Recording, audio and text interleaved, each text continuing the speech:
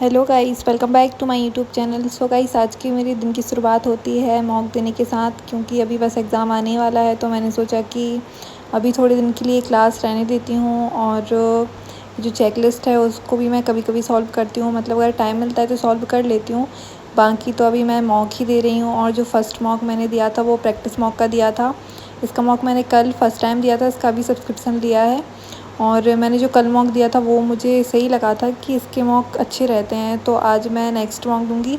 ये इतने सारे मॉक मेरी दीदी दे चुकी हैं और अभी तक मैंने बस इसका एक मॉक दिया था कल और एक आज दिया। और मैंने जो आज मॉक दिया था उसमें मेरे नंबर ओके ओके आए थे, क्योंकि अभी तो कोई इंक्रीज़मेंट नहीं हो रहा है। पता नहीं मुझे क्या हो जाता है, ये डीआई कंप्लीट नहीं कर पाती हूँ मैं। अगर डीआई अच्छे से हो जाए ना तो मेरे मैथ्स में नंबर बढ़ जाएंगे, और रीजनिंग में तो पता ही नहीं क्या हो गया है। इंग्लिश तो सही है, मैं इंग्लिश में अटैम्प्ट भी सही कर लेती हूँ आजकल, और इंग्लिश में जो मेरे क्वेश्चन सही निकलते हैं वो भी ठीक निकल रहे हैं। मैंने इंग्लिश की क्लास देखना कब से बंद किया हुआ है, उसके बाद भी कोई ऐसा नहीं हुआ है कि क्लास देखना बंद कर दिया तो इंग्लिश में नंबर कम आने लगे हैं। वैसे मैं कुछ क्वेश्चंस रहते हैं जिनमें कंफ्यूज रहती हूँ तो मैं तुक्का मार देती हूँ, और कमेंट्स भी आ रही थी तुक्का मारने के ऊपर बहुत सारी। लेकिन ये मुझे सही लगता है कि जब अगर आपको कोई क्वेश्चन लगता है कि 50-50% है कि ये सही हो सकता है और गलत भी हो सकता है, तो मैं कर देती हूँ उसे टिक। क्योंकि इतने कोई ज़्यादा नंबर नहीं कटते हैं माइनस मार्किंग में। 4 क्वेश्चन गलत है तो 1 नंबर कटता है, तो मुझे वो सही लगता है और मैं कर देती हूँ ये।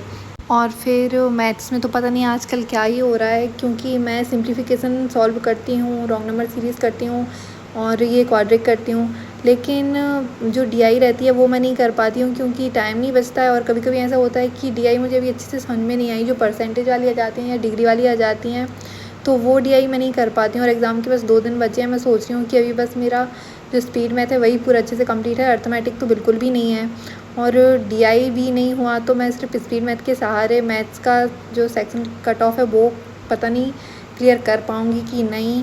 और 2 दिन में मैं क्या ही कौन सी क्लास देख लूँ ऐसी जिसमें मुझे डीआई अच्छे से क्लियर हो जाए और उसके क्वेश्चन सही से बनने लगे मुझसे। फिर भी मैंने ट्राई किया और इसमें मेरा जो स्कोर आया था वो 23 आया था प्रैक्टिस मॉक पे। और मेरा जो इंग्लिश का था नंबर आए थे, इंग्लिश के जो मैंने करेक्ट किए थे वो 16 किए थे, और अटैम्प्ट मैंने तो 25 किए थे, तो उसमें से 16 सही निकले हैं। ठीक है, ये इसमें से 9 क्वेश्चंस गलत निकल गए हैं। मुझे इस बात का कोई दुख नहीं हुआ कि 9 क्वेश्चंस गलत निकल गए हैं, बट मैथ्स में मैंने बस 4 किए थे, और मतलब मैंने 10 किए थे, उसमें से 4 गलत निकल गए थे। और रीजनिंग में भी कुछ ऐसी ही हालत थी। तो मतलब मैथ्स और रीजनिंग में पता नहीं क्या हो गया।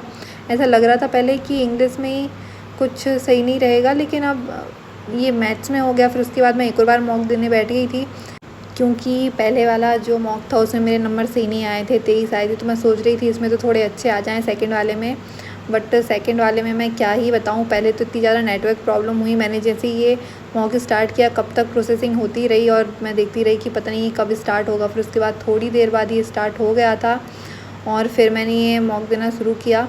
और ये जो नेटवर्क प्रॉब्लम थी इसके कारण पहले ही मेरा इतना दिमाग ख़राब हो गया था कि ये क्या है, मॉक देने बैठी हूँ यहाँ पे नेटवर्क नहीं है, और ऐसा ना हो कहीं मॉक के बीच में ही हो जाए। बट मॉक के बीच में ऐसा कुछ नहीं हुआ था, सही से नेट चल रहा था। और फिर जब इसका रिज़ल्ट आया तो रिज़ल्ट में तो बहुत ज़्यादा परेशान हो गई थी मैं, क्योंकि फिर नेटवर्क प्रॉब्लम हो गई थी। पता नहीं कैसा एरर आ गया था, तो मुझे ना मेरा रिज़ल्ट नहीं दिख रहा था। मैंने जो फ़र्स्ट वाला मॉक लगाया था मैं सोच रही थी कि उसमें मेरे नंबर कम आए, सेकंड वाला मैं अच्छे से लगाऊंगी और उसमें मेरा रिज़ल्ट थोड़ा ठीक आएगा तो मैं थोड़ा मोटिवेट हो जाऊंगी पढ़ाई करने के लिए। बट ऐसा बिल्कुल भी नहीं हुआ।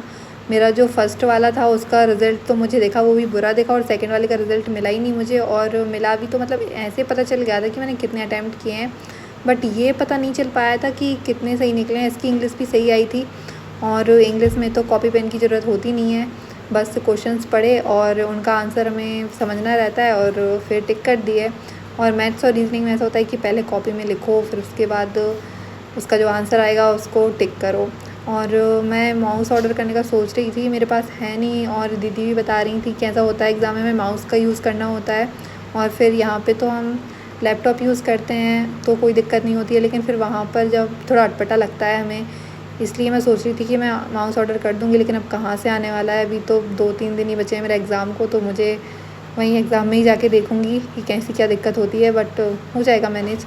और फिर इसका मैंने रिज़ल्ट देखा तो फिर मुझे पता चला कि मैंने इसमें 23 समथिंग तो इंग्लिश में अटैम्प्ट किए हैं, और मैथ्स में बस मैं 10 कर पाई थी और रीज़निंग में 15 कर दिए थे, जबकि मुझे मैथ्स और रीज़निंग दोनों में 20-20 तो करने चाहिए जब कहीं जाके मैं कट ऑफ के आसपास पहुंच पाऊंगी, बट ऐसा बिल्कुल भी नहीं हुआ था।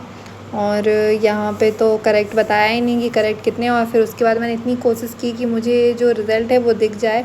मैं जब ये टेस्ट के बाहर आ रही थी तो मुझे रिज्यूम दिख रहा था और मैं रिज्यूम पे क्लिक करके फिर उसे फिर से स्टार्ट कर रही थी और सबमिट कर रही थी, उसके बाद भी रिज़ल्ट नहीं दिख रहा था और सबमिट भी नहीं हो रहा था। पता नहीं क्या दिक्कत आ गई थी इसमें, बार बार ये समथिंग वेंट रॉन्ग आ रहा था। और ये जो दिक्कत थी वो सबसे बुरी लगती है मुझे, क्योंकि एक तो पूरा मॉक कंप्लीट हो गया, उसके बाद इंसान उसका रिज़ल्ट देखना चाहता है, वो कि देखने को नहीं मिलेगा। तो ये कैसा एरर आ गया था, और वो भी इसी टाइम पे आता है जब पूरा रिज़ल्ट मुझे देखना रहता है। और ऐसा 2 बार हो चुका है मेरे साथ, और 2 ही बार मैं रिज़ल्ट देखना चाहती हूँ और देख नहीं पाती हूँ। फिर ये अड्डा के ना मॉक मुझे इसलिए बहुत बुरे लगने लगते हैं।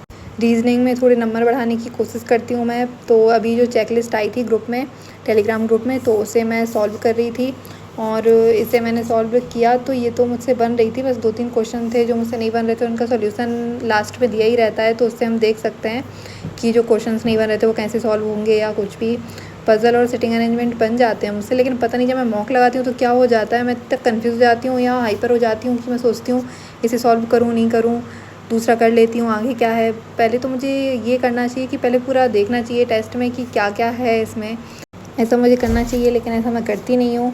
और फिर मैं जब क्वेश्चंस करती हूँ तो फिर सोचती हूँ कि इसमें आगे पता नहीं क्या क्या है, तो मैं जल्दी जल्दी उसको स्किप करती जाती हूँ, तो ये बहुत गलत है। अब नेक्स्ट टाइम से मैं सोच रही हूँ कल से जो मॉक लगाऊंगी उसमें पहले चेक कर लूँगी कि कौन कौन से क्वेश्चंस हैं, उस हिसाब से आगे मैं सॉल्व करूँगी। और जल्दी से मैं गिव अप कर देती हूँ पज़ल पे, अगर थोड़ी कोशिश करती हूँ और वो नहीं बनता है तो उसके बाद बस उसको वहीं छोड़ देती हूँ कि चलो अब इसको नहीं कर रहे हैं, अब नेक्स्ट देखते हैं नेक्स्ट क्या है। अगर नेक्स्ट भी आधा नहीं बनता है तो उसको भी आधा छोड़ देती हूँ। ऑनलाइन क्वेश्चन देखती हूँ, फिर ऑनलाइन क्वेश्चन में 1-2 मिस्टेक हो ही जाती हैं। पता नहीं क्या हो रहा है रीज़निंग में, मुझे समझ में नहीं आ रहा है, तो इसकी क्लास कौन सी देखूँ या नहीं देखूँ समझ में भी नहीं आता है। अब मैं अपने ब्लॉग को यहीं ख़त्म करती हूँ, बाय।